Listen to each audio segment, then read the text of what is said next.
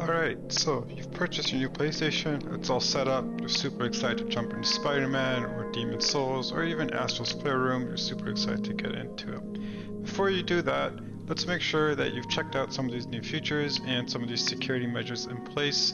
Do these now, it's going to avoid a lot of headaches later on, it's going to avoid any issues that may happen, so let's get into it. The first one we're going to go with is two-factor authentication.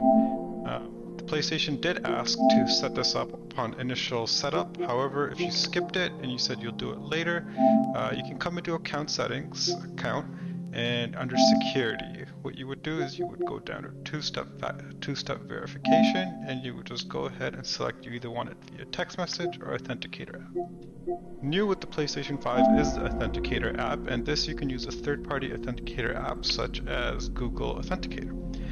Super cool, again, highly recommended. This keeps your account really secure and you don't have to, and you'll get notified if there's any breaches. That way you can quickly change your password or act before you lose your account. Sticking with the theme of security, I'm gonna go back to home and go into the PlayStation Store. And this one is in the event, say you have children, or say again your account gets hacked somehow, require a password at checkout. That way you can't accidentally purchase something, they need to re-enter your password. It just avoids any issues, avoid any hassles. In North America, Sony's refund policies with the PlayStation Store are absolute garbage. It's very difficult to do, so, and you just to avoid it and avoid these headaches of accidentally purchase something or someone randomly purchasing something on your account, require a password at checkout. One of the biggest things for PlayStation 5 is the PlayStation Plus. If you're a PS Plus subscriber, you automatically get access to the PlayStation Plus collection. It's a list of 20 games, and I believe they're going to be rotating. However, you get to keep the games as long as you have your PS Plus membership. So if you download Persona 5, you add it to your system, you download it. However, let's say in 6 months from now they take Persona 5 out of the PS Plus collection, you will still have access to it as long as it's part of your library. It's super cool. Going back into the settings,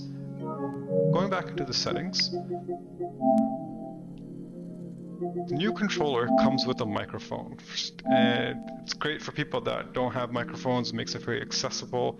However, the one thing is, please change this to mute. How many times have you logged in and someone is blasting music, or you're blasting music, and all of a sudden there's a disgusting echo on your end, or it's very unpleasant for everyone.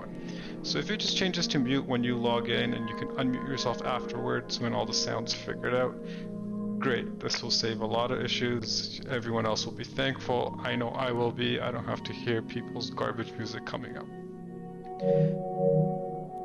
Alright.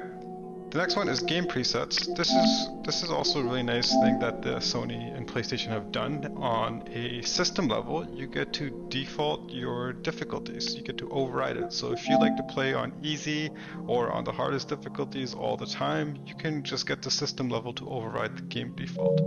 But the biggest one is for you FPS shooters with inverted controls. You can either have game default for vertical camera movement, or you can have it always inverted. That way, up is down and down is up. We'll just leave it at game default. Okay, the last one is within capture and broadcast. So if we go into captures, we can change what our create button does. By default, it's going to be standard, which is press twice for video and press and hold for screenshot. If we change this to easier video clips, which I recommend, it's going to be press once for screenshot and press twice to start and finish recording. That way, regardless if you want a screenshot or if you want to take a video, it's a lot more accessible. It's a simple click or a simple double click. It's not, you don't have to hold for a screenshot or forget which one it is. It's a lot easier, especially if you want to get into recording your gameplays. Next one I want to show off is the video quality. Please, if you have the internet bandwidth that's capable of doing 1080p 60 FPS for video quality for broadcast, please switch to that. It's a lot nicer for the viewers to watch in 60 FPS as opposed to 30. However, if you don't, there's nothing wrong with streaming and broadcasting at 720p at 60 FPS. trophies with all the 4K textures and all the 4K that the PS5 is going to be outputting, I would turn saving trophy screenshots and saving trophy videos off. You only have about 660 gigabytes of storage on the drive anyways, so there's no need for these to take extra space. Now, however, if you do want, there's nothing wrong with saving your videos. Okay, and that does it for this video. I hope some of these were something you guys didn't already know, and if you did, great. If you didn't, I'm glad I was able to help out. Stay tuned for more videos and more PlayStation.